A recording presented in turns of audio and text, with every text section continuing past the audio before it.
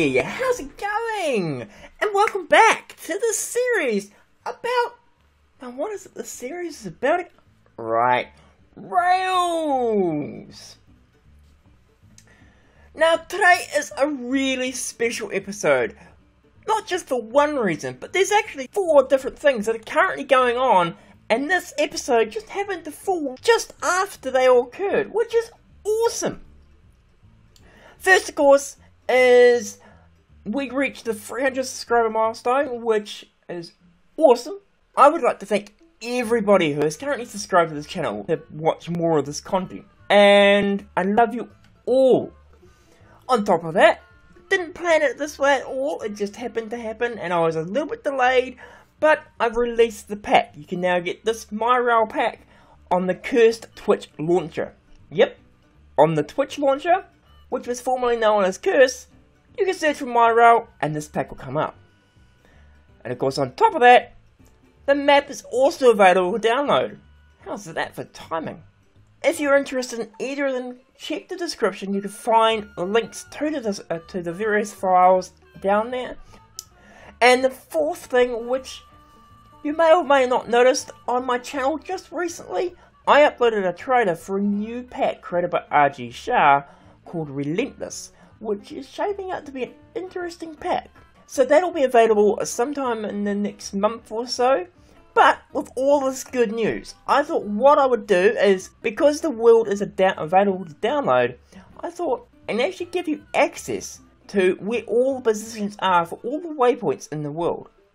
So what I've done is built this station.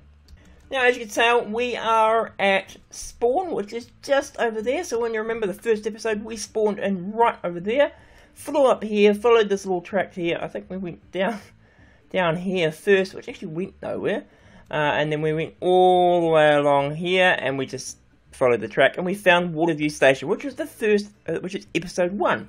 Never really done anything here in spawn. So now there's a building here. And it's got a rail coming in, which we don't currently have a train on. And it's not really well signalled. So, as you can see, we've got a sheep on this side, which is the station side. And on the other side, we go around here. We've got a little friendly creature here. And we'll just, and of course, it's the same all around the outside. It's very much just an outside thing, though. It's absolutely nothing in the middle here. There's a mob there, even. Nothing at all in the middle, except for a whole bunch of deadly mobs. Let's, whoops. Let's just move out of there. Right, so first thing I thought we'd do, though, is we need to set up ourselves a train. So let's find ourselves a locomotive.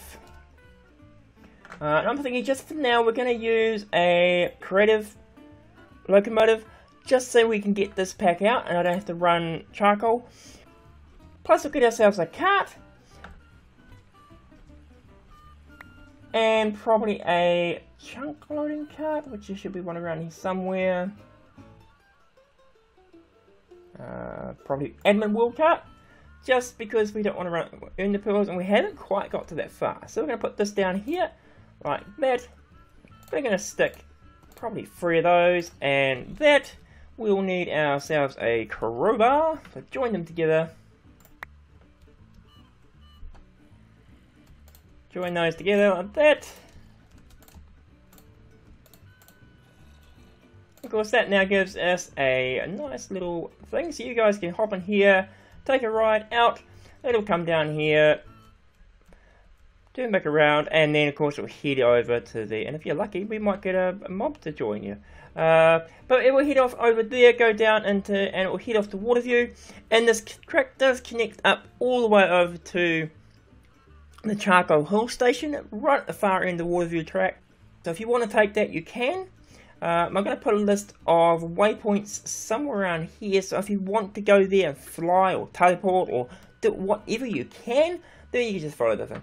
The only thing that's not currently connected is the Christmas tree, which I think is over there somewhere.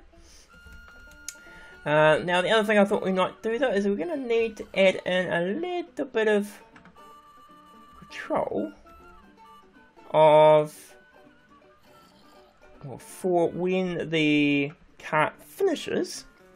So I'm thinking what we'll do is we'll break into here.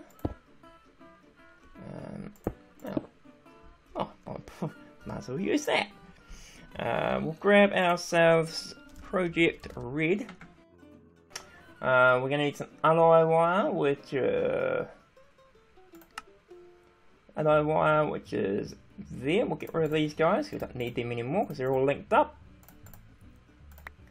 And we will also need to get just a simple repeater. Well, we could use the standard repeaters. The problem with those, of course, is that they've got a very short time. We're also going to need, from Railcraft, we'll need ourselves a detector track, or a detector block. Just the any will do, that one there, perfect. And we will need ourselves our locking track. And a detector. This guy here. So I'm thinking what we'll do is we'll put, since that's, yeah, we'll put that there. And we need to put that into, did I get rid of that crowbar? I did. Let's grab another crowbar. Put that into train lockdown, so when we let them go, it'll let everything go. We're going to add a detector track here and set it so that it will detect when the cart is coming this way. Because what we want to do is, most trains don't pick up passengers, send it down that way, and then come back around, and when we put them up on the direction they're facing. So we're going to send the train over this, automatically release it so I can go that way, come back, and then it will sit here waiting for a certain amount of time. Currently, of course, it's indefinite, so let's put a little bit of timer delay in. Actually, we're going to need to move this guy forward a little, aren't we? Let's just put him into a slow start, and then shut down. It's a good test to make sure everything is working, which it is. Awesome. We're going to stick that into there, put one of those there, grab ourselves another piece of that, and that way when there's a cart over here, it'll trigger it. We'll run a repeater, 1, 2, put those on the highest delay we can get, so that you guys have enough time to hop into the rail, run this around here without touching these. Should be like that, perfect. And we'll just cover this back up again. Yep, like that, perfect. And now, of course, that should mean that the train will stop and get to here. And if it's something sitting here, it won't let this go for a certain amount of time. Let's give it a test. We will set it just to like that. Oh, that's actually quite slow. Let's go. Let's add another locomotive because this is a long track. So let's add a couple more into the front of this. One there, one there. We'll join them together. And this goes a really fast train, so that you guys can get to the other side and back quickly. We only need to, of course, have one active currently. We'll stick that into there. Okay, I lied. Let's make them all active, running. And this guy as well, running. There you go, that should speed them up a bit. There we go. And hopefully what will happen is get over to here, to our little stop track here, and it should stop this guy at that point. Like that.